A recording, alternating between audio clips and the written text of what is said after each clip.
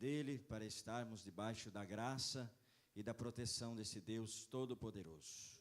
Feche os teus olhos, vamos orar ao Senhor.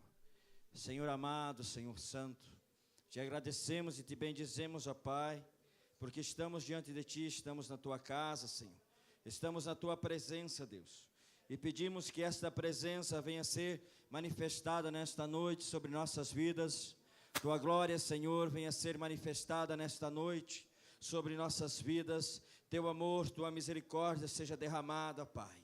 Em nome de Jesus, declaramos que tudo aquilo que não é teu, tudo aquilo que não pertence a ti, tudo aquilo que não vem de ti, que neste momento, Senhor, ó Deus, seja anulado, seja, meu Deus, amarrado, destruído, expulso pelo poder da autoridade do nome de Jesus. Declaramos que nossas vidas pertencem a ti e que esses momentos que aqui estamos, queremos somente a tua presença sobre nós, ó Pai, em nome de Jesus. Amém. Amém, irmãos? Pode sentar na presença do Senhor. Eu quero ler com vocês no livro de Romanos, capítulo 3, versículo 23. Romanos, capítulo 3, verso 23. É uma palavra conhecida, um texto, eu creio que a grande maioria já conhece, já ouviu, já leu, ou já ouviu alguém falar. Amém? Todos encontraram?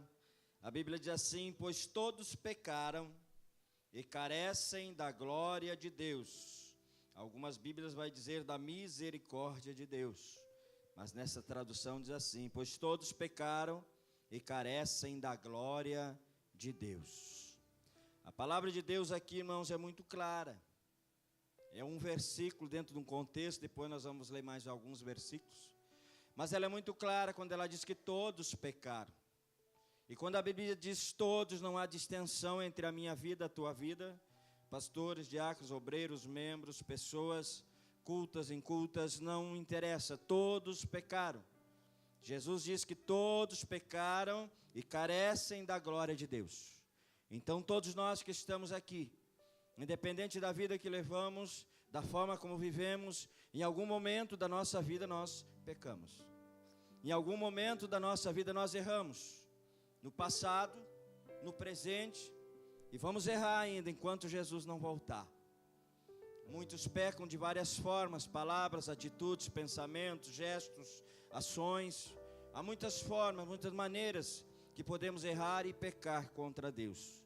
Mas o que nós precisamos entender é que todos nós precisamos da glória de Deus.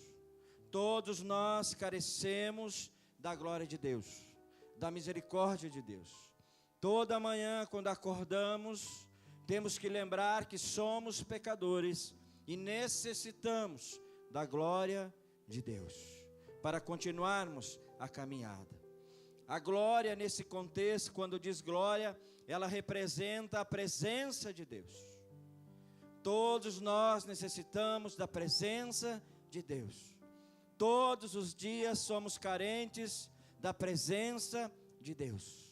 Se nós não tivermos essa presença sobre nós, nós não somos nada. Nós seremos como um grão de areia no mar, na praia. Nada, não representamos nada. O que nos diferencia é a glória de Deus, é a presença de Deus. É isso que nos faz diferente. É essa presença de Deus. O pecado, irmãos, o pecado ele faz divisão entre Deus e o homem. Há um texto de Romanos que diz que nada poderá nos separar do amor de Deus. Romanos 8, 39, se eu não me engano. Nem altura, nem distância, nem profundidade, nem outra pessoa, nem principados, nem a morte poderá nos separar do amor de Deus. E nem o pecado ele separa do amor de Deus. Mas o pecado ele faz uma divisão entre nós e Deus, e impede que muitas vezes a bênção de Deus não chegue sobre nós, por causa do pecado, por causa da barreira que o pecado cria entre nós e Deus. Ele não nos separa do amor de Deus, porque Deus continua amando o pecador, mas muitas vezes o pecado cria uma barreira, que impede que a bênção, que tanto buscamos e necessitamos, possa chegar até as nossas vidas. Ela é impedida de chegar. porque esse pecado cria uma barreira. Eu quero falar para vocês hoje rapidamente sobre duas formas de pecadores, dois tipos de pecadores. Poderia acrescentar mais uma, não vou falar sobre ele hoje, que é o pecador arrependido. Que cremos que nós somos pecadores arrependidos. Mas o que eu quero me apegar nesta noite sobre dois tipos de pecador. Um pecador que ele é pecador por natureza.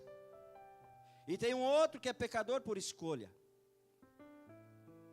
Um pecador por natureza e o pecador por escolha. O pecador por natureza é o conceito da descendência do pecado de Adão e Eva, lá do Jardim do Éden ainda.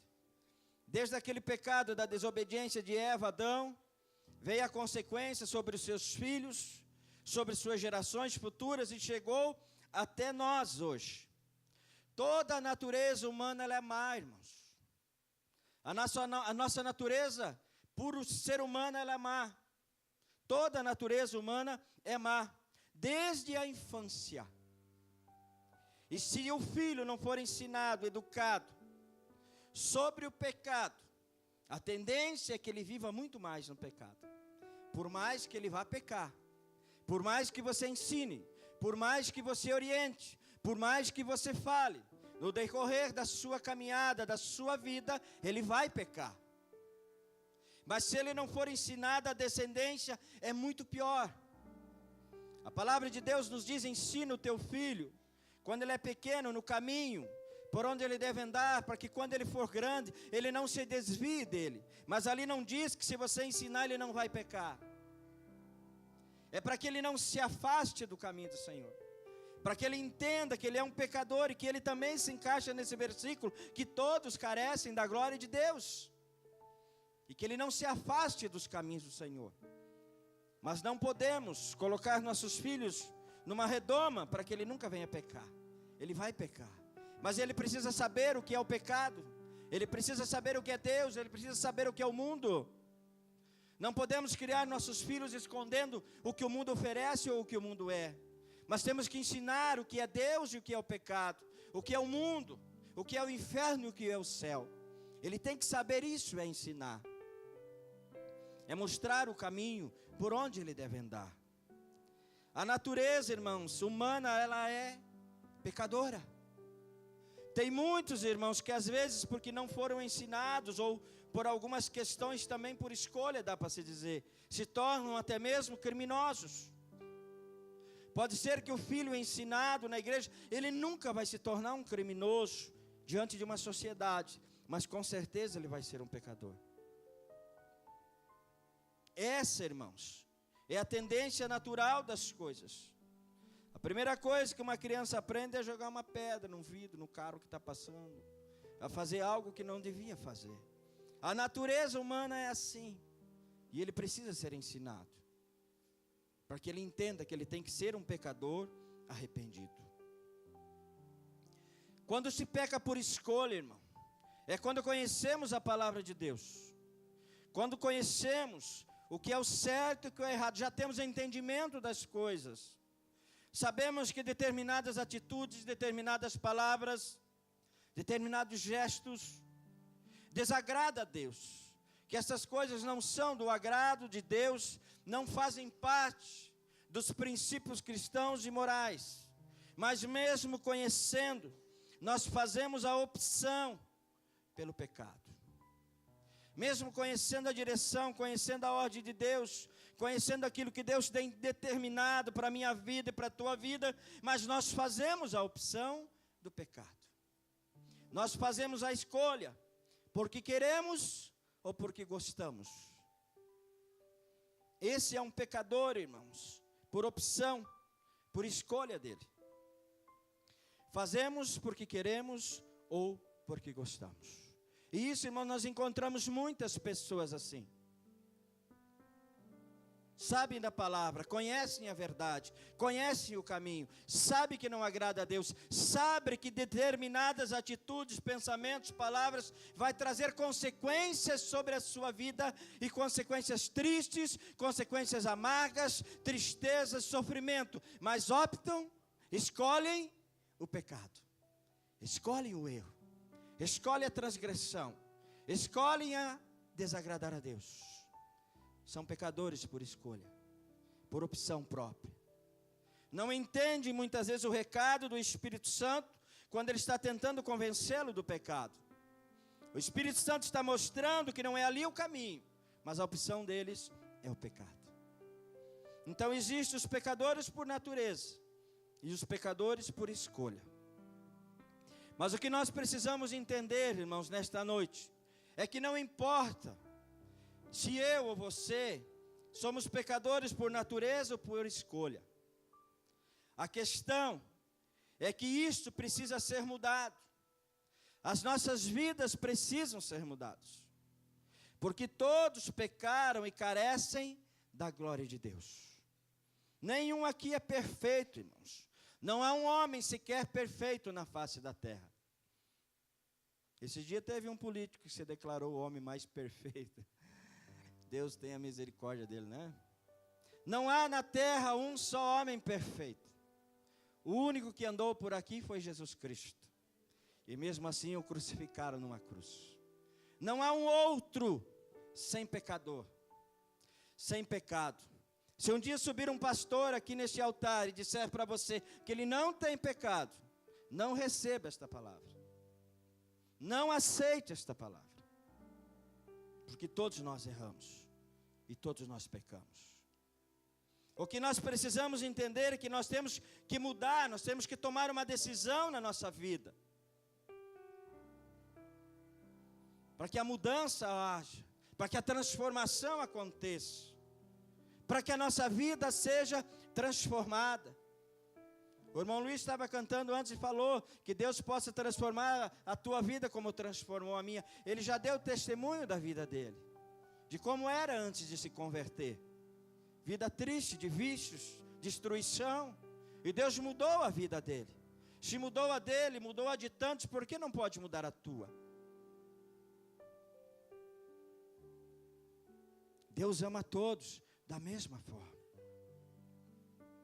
O amor de Deus está sobre todos. No mesmo capítulo de Romanos, irmão, no versículo 3 do versículo 21, um pouco antes, a palavra de Deus diz assim: mas agora, sem lei se manifestou a justiça de Deus, testemunhada pela lei e pelos profetas. Justiça de Deus mediante a fé em Jesus Cristo, para que todos e sobre todos os que creem, porque não há distinção, pois todos pecaram e carecem da glória de Deus, sendo justificados gratuitamente por sua graça, mediante a redenção que há em Cristo Jesus. Irmão, Jesus Cristo morreu na cruz para nos dar a oportunidade de salvação, de perdão, de bênção, de restauração, de mudança, de transformação. E é somente através de Jesus Cristo que podemos ter sobre nós a glória de Deus. É somente através de Jesus Cristo que podemos ter sobre nós a presença de Deus. Não há outra forma, irmãos. Não há outra pessoa. Não há outro senhorio. É somente através de Jesus Cristo. Há muitas pessoas, irmãos, que querem receber a glória de Deus. Se eu perguntar hoje aqui, não vou fazer isso, porque eu tenho certeza que se eu perguntar aqui hoje, quem quer a glória de Deus, ou seja, quem quer a presença de Deus, eu tenho certeza que todos vão levantar a mão, porque todos querem a glória de Deus, todos querem a presença de Deus, porque sabemos que isso é bom. O problema, irmãos, é que muitas pessoas não entendem das coisas espirituais, e o inimigo de nossas almas, que a Bíblia diz, chamado Satanás, ele não quer perder os seus escravos. O pecado, meu irmão, ele escraviza. A pessoa que pratica o pecado, que vive no pecado, ela é escrava do pecado. Uma vez eu conversando com um colega, na época que eu viajava ainda, e essa pessoa no hotel, ela me disse: você é evangélico, você é cristão? Eu falei: sou. Mas você é daquelas igrejas que não pode isso, não pode aquilo, não pode isso e tal? Eu falei: não. A Bíblia diz que todas as coisas me são lícitas, mas nem todas me convêm. Mas então vocês são meio escravos. Falei, não, eu sou livre. Falei, escravo é você. Ele disse, como? Você é escravo do pecado. Você não consegue deixar de fazer. Eu faço se eu quiser. Eu sou livre. Eu tenho a escolha. Se eu quiser pecar, eu peco. Se eu não quiser, eu não peco. Em determinadas situações, lógico. Muitas coisas que vocês praticam durante as viagens, como traição, adultério, eu não pratico. Porque eu sou livre. Eu não sou escravo. Vocês são escravos. O pecado escraviza, meu irmão. As pessoas que vivem no mundo, elas são escravas. Muitas vezes elas até nem querem, mas por causa da escravidão que há sobre elas, das correntes que as prendem, das prisões na qual elas estão, elas praticam o pecado, porque são escravas dele. Há muitos pensamentos, irmãos, que vêm na mente das pessoas, e elas acham que são pensamentos dela, mas não são. A Bíblia diz que Satanás lança dardos inflamáveis na nossa mente. Lança pensamentos. E muitas vezes a pessoa acha que isso é dela. Que é por causa da situação que ela está vivendo, é que ela está pensando essas coisas. Não, irmãos. Quando você é livre, você pode estar na pior situação que estiver. Os teus pensamentos sempre vão ser pensamentos bons. Pensamentos de vitória. Há muitas vezes o inimigo coloca pensamentos na mente do pecador para fazer ele desistir de uma mudança, para fazer ele desistir de uma caminhada. Ele está no meio de uma caminhada de transformação e o inimigo começa a minar a sua mente para fazer ele voltar atrás, para fazer ele desistir. Há muitas vezes vem pensamentos como: para você não tem mais jeito. Você já desobedeceu demais. Você cometeu muitos pecados. Deus não te ama mais. E esse pensamento vem e a pessoa acha que é ela. Esses pensamentos vêm, pensamentos de destruição, pensamentos para impedir uma caminhada. E a pessoa começa a absorver isso e achar que é assim mesmo, que não há mais solução, que não há mais condição, que não há mais oportunidade para ela, que Deus não ama mais e não vai mais perdoar ela.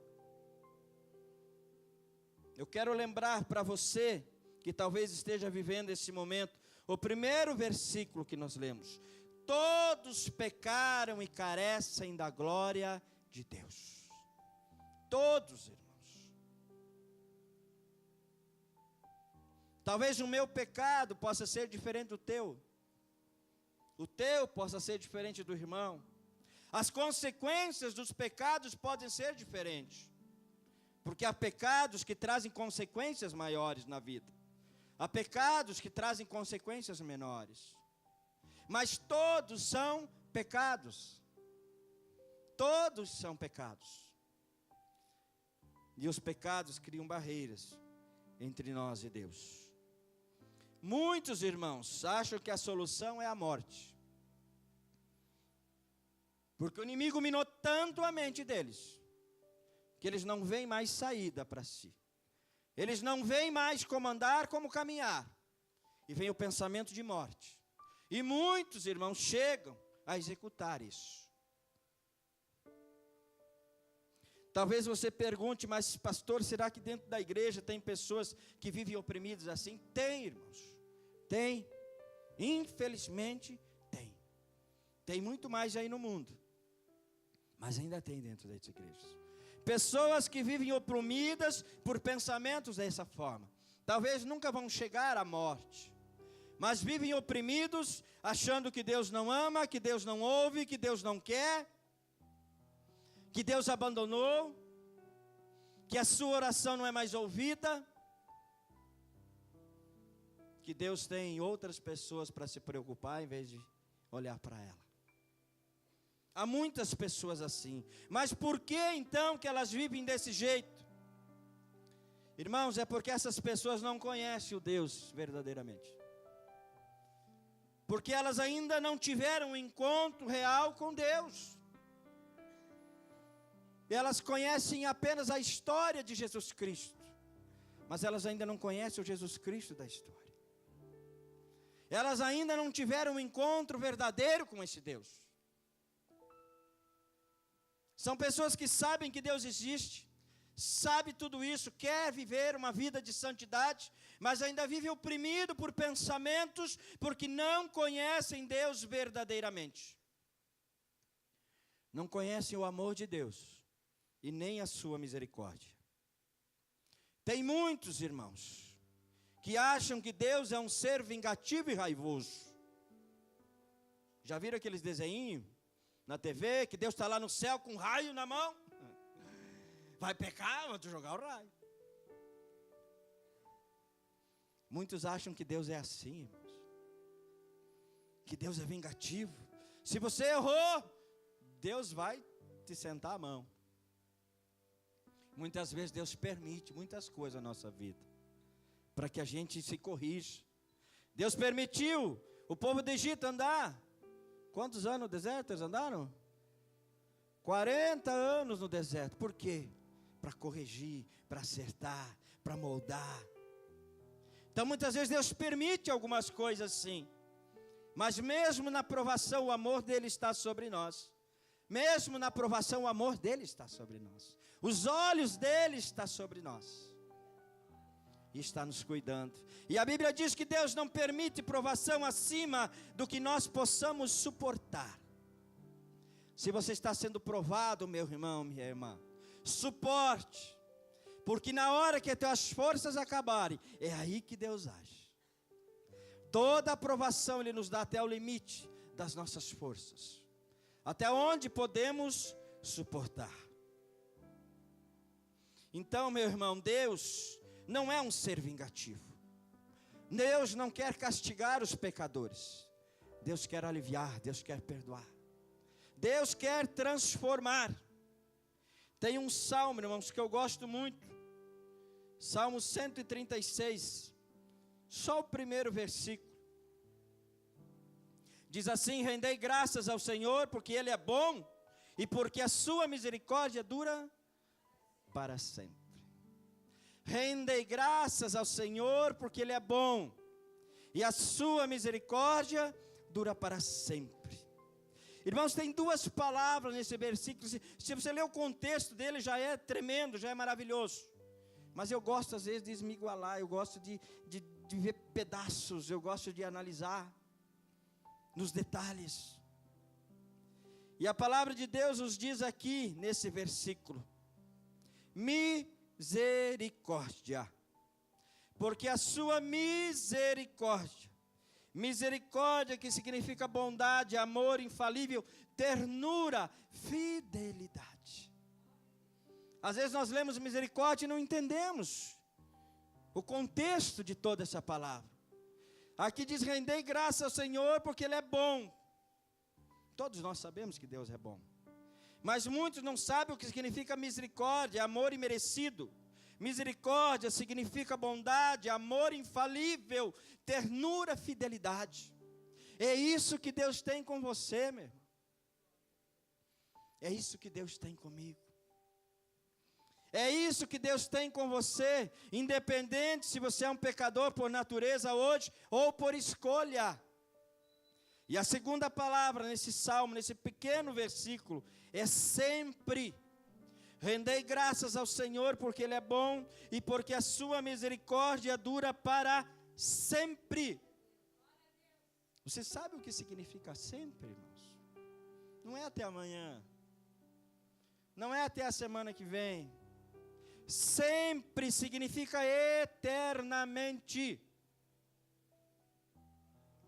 Ela dura eternamente. Para todos? Infelizmente não. Mas a misericórdia do Senhor dura para sempre. Não importa o teu passado, não importa o teu presente. O que importa para Deus é o teu futuro. E a misericórdia de Deus é para sempre na tua vida. Se você pecou até hoje, se você errou até hoje, por natureza, por escolha, não importa. Deus é bom. E o seu amor infalível dura a eternidade sobre a tua vida. A bondade e o amor de Deus vão estar sempre sobre o pecador. A única coisa que Deus está esperando, meu irmão, é uma decisão tua. Uma decisão pelo quê? Pela escolha de abandonar o pecado, de abandonar o erro. Não importa se é algo natural que tenha acontecido na tua vida, desde quando você era pequeno, isso se tornou um hábito, se tornou algo natural e você vive na prática de algum pecado, de algum erro. Não importa se você tem pecado porque você escolheu até hoje viver na prática de determinados erros. Abandonou muitas coisas, mas tem coisas na tua vida que você ainda continua praticando. Não importa isso. Nós precisamos apenas uma coisa: aceitar Jesus como Salvador nas nossas vidas. E sermos aquilo que eu falei no início, um pecador arrependido. Irmãos, eu sou pecador, erro, mas eu sei no meu coração o sincero desejo de não pecar. E todos os dias eu oro ao Senhor e peço: Senhor, perdoa os meus pecados. Muitos que eu fiz sem querer, no pensar. Muitos, Senhor, às vezes no agir, muitas vezes nos iramos. E são sentimentos que Deus colocou em nós. E muitas vezes nós não conseguimos controlar e erramos. Mas sempre peço perdão a Deus por aquilo que eu sei que cometi, e até mesmo por aqueles que eu não lembro, que eu não sei, que em algum momento Ele veio. Essa é a diferença entre um pecador e um pecador arrependido. Irmãos, o que Deus tem para você e para mim nos céus é muito grande, é muito maravilhoso. Mas nós precisamos tomar uma decisão de abandonar esses pecados. Nós precisamos tomar uma decisão de deixar o pecado. Nós precisamos decidir por Jesus Cristo. O mundo, irmãos, não nos oferece nada de bom. Toda a alegria do mundo hoje, amanhã se torna tristeza e amargura. Mas viver momentos com Deus, não há o que se compare. Você que não esteve ontem na vigília, você perdeu muito. Muito. Muito. Muito. Na próxima, não deixe de vir. Jesus Cristo está voltando, irmãos. E nós precisamos viver o sobrenatural de Deus. Nós precisamos viver o sobrenatural de Deus. Se nós não vivermos, irmãos, o sobrenatural de Deus, se nós quisermos andar apenas humanamente, com pensamentos humanos, decisões humanas, esse mundo vai nos sufocar, irmãos. Nós precisamos ter algo novo e forte dentro de nós, que quando vierem os pensamentos ruins, quando vierem as lutas, quando vierem as dificuldades, nós vamos entender que Deus nos ama. E que nós vamos vencer todo o deserto. Se tiver que andar 40 anos no deserto, nós vamos andar, mas o Senhor vai nos levar até a terra prometida. E que o sol não vai nos queimar. O frio não vai nos congelar. A comida não vai nos faltar. Porque o Senhor nos dará. Precisamos caminhar, irmãos. Precisamos viver algo novo de Deus. Precisamos abandonar o pecado, irmãos. Precisamos entender que não dá mais para viver, mesmo dentro da igreja, e viver em pecado. Chega. Está na hora de tomar decisões drásticas, firmes, numa caminhada sem volta, sem retorno, sem se desviar para a direita, nem para a esquerda, mas caminhar firme, olhando para o Senhor Jesus.